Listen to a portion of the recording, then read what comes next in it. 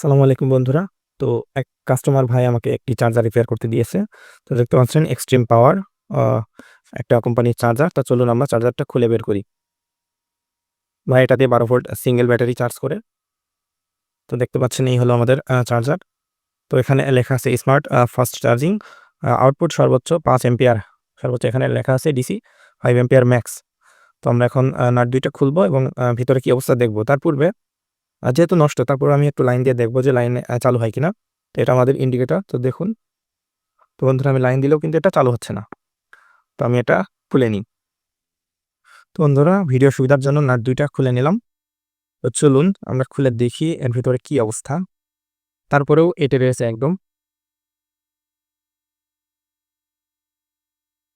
তো বন্ধুরা দেখুন চার্জারের অবস্থা।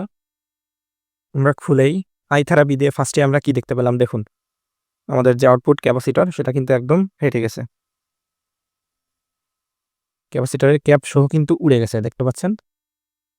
এই যে ৩৫ ভোল্ট ৪৭০ মাইক্রোফ্যারাডের একটা ক্যাপ সহ ক্যাপাসিটরটা উড়ে গেছে। কুলিং ফ্যানটা খুলে নিই। সস্তা চায়না এই ধরনের চার্জার। ওগুলো খুবই পোর কোয়ালিটি হয়ে থাকে দেখতে পাচ্ছেন। ছোট্ট একটা আইসির মাধ্যমে সুইচিং করা। তো মসফেটটা দেখি, মসফেটটার মডেল নাম্বার। মসফেটটা মডেল নাম্বার বোঝা যাচ্ছে না। তো ফার্স্টে আমরা এটা ৩০০ ভোল্টেজ ওকে আছে কিনা সেটা চেক দিব। তো আমাদের ফিল্টার ক্যাপাসিটর এই যে এই ২ টা। তো চলুন আমাদের ৩০০ ভোল্টেজ ওকে আছে নাকি সেটা আমরা দেখি এখন। তো মিটারটা আমি অন করে নিই। এ ধরনের চার্জার আপনারা ফেলে না দিয়ে সহজেই রিপেয়ার করতে পারবেন সেটা দেখাবো। তো বন্ধুরা এই যে আমি এসি ইনপুট দিলাম। তো আমি ফার্স্টে ৩০০ ভোল্টেজ ক্যাপাসিটরটা চেক করব। বন্ধুরা দেখতে পাচ্ছেন ৩১৬ ভোল্ট। আমাদের ইনপুট কিন্তু ঠিক আছে ৩১৬ ভোল্ট। এখন আমরা আউটপুট ক্যাপাসিটরটা একটু চেক করব। যেহেতু ফেটে গেছে তারপরেও আমরা একটু ভোল্টেজ চেক করার চেষ্টা করি। আচ্ছা, এখানে কিন্তু আমরা কোনো প্রকার ভোল্টেজ পাচ্ছি না। তো ফার্স্টে আমরা কি করব? আমরা ক্যাপাসিটরটা চেঞ্জ করব। তো বন্ধুরা ফার্স্টে আমরা ক্যাপাসিটরটা চেঞ্জ করব। তো আগে ছিল দেখেন ৩৫ ভোল্ট ৪৭০ মাইক্রোফ্যারাড। খুবই কম মাইক্রোফ্যারাড ছিল। তো এখন আমরা ইউজ করব 25 ভোল্ট 1000 মাইক্রোফ্যারাড। আমরা মাইক্রোফ্যারাডটা বাড়িয়ে দিয়েছি যেহেতু 12 ভোল্টের চার্জার সেক্ষেত্রে 25 ভোল্টই যথেষ্ট। তো চলুন এটা আমরা খুলে ফেলি। তো বন্ধুরা আমরা নষ্ট ক্যাপাসিটরটা এখন তুলে ফেলবো। তো আমি আমার সেই হোমমেড সোল্ডারিং আয়রনটা ইউজ করছি।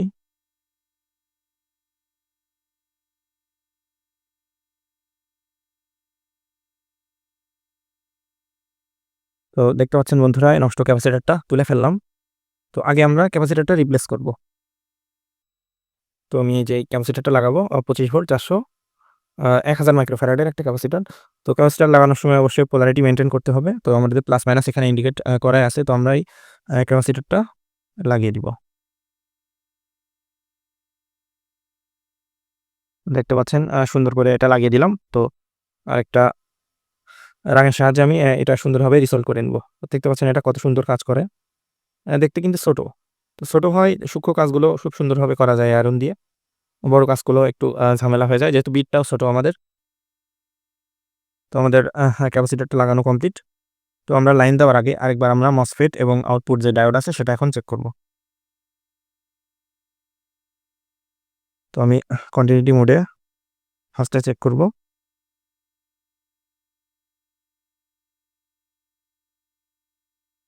তো বন্ধুরা আমাদের আউটপুট ডায়োড কিন্তু ঠিক আছে। এখন আমরা মসফেটটা চেক দিব। তো বন্ধুরা আমরা মসফেটটাও কিন্তু নষ্টও পাচ্ছি না।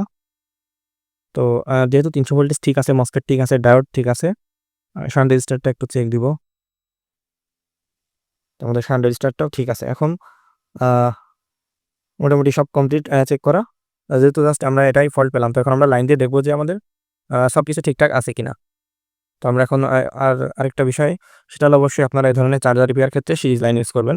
আর যত কম ওয়াটের সিরিজ ইউজ করবেন ততই আপনাদের ভালো। কারণ কখনো সার্কিটে দুর্বল হলে আপনার মসফেট কাটবে না কম ইউজের সিরিজ লাইন ইউজ করলে।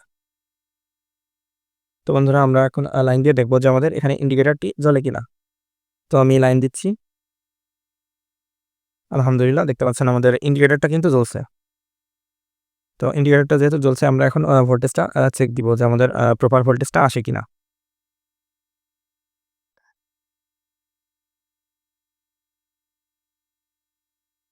তো মাল্টিমিটারটা আমি ডিসি মোডে সিলেক্ট করে নিলাম।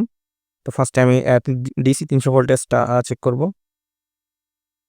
দেখতে পাচ্ছেন 300 ভোল্টেজ 301.2।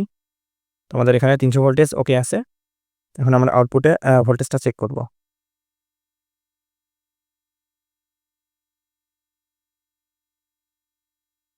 বন্ধুরা দেখতে পাচ্ছেন 13.6 আউটপুটে আমাদের ভোল্টেজ 13.6। তো আমাদের আউটপুটে ভোল্টেজ চলে এসেছে। তো আশা করি আমাদের ব্যাটারিটা চার্জ হবে। তো ধন্যবাদ সবাইকে এতক্ষণ সাথে থাকার জন্য। তো এটা এমন একটা সিস্টেম, যখনই আমি ব্যাটারিতে এই ক্লিপগুলো কানেক্ট করব, এগুলোতে কিন্তু ভোল্টেজ পাবো না। কেন পাবো না? কারণ এখানে এই যে ট্রানজিস্টর দিয়ে মসফেটের সাহায্যে সুইচিং সিস্টেম করা আছে। এটা যখনই আমরা মানে কানেক্ট করব, তখনই আমাদের এটা সরাসরি এটাতে ক্লিপগুলোতে ভোল্টেজ চলে আসবে। তো ইনশাল্লাহ আমরা ব্যাটারিতে চার্জ দিলেই আশা করি আমাদের ভালোমতো চার্জ বসে যাবে। তো এ ধরনের চার্জার আপনারা ফেলে দিবেন না। দেখলেন মাত্র একটা ক্যাপাসিটর চেঞ্জ করে কিন্তু আমরা এই চার্জারটা ওকে করে ফেললাম। যে ভাইটা রিপেয়ার করতে দিয়েছে উনি কিন্তু এটা ফেলেই রেখে দিয়েছিল যে হবে কিনা সিওর না। তো আমার বলল যে, "ভাই একটা চার্জার পড়ে আছে আপনি একটু রিপেয়ার করেন।" তো ওই যে ভাইয়ের আমার কাছে পাঠালো, জাস্ট দেখতে পাচ্ছেন একটা ক্যাপাসিটর চেঞ্জ করে কিন্তু আমরা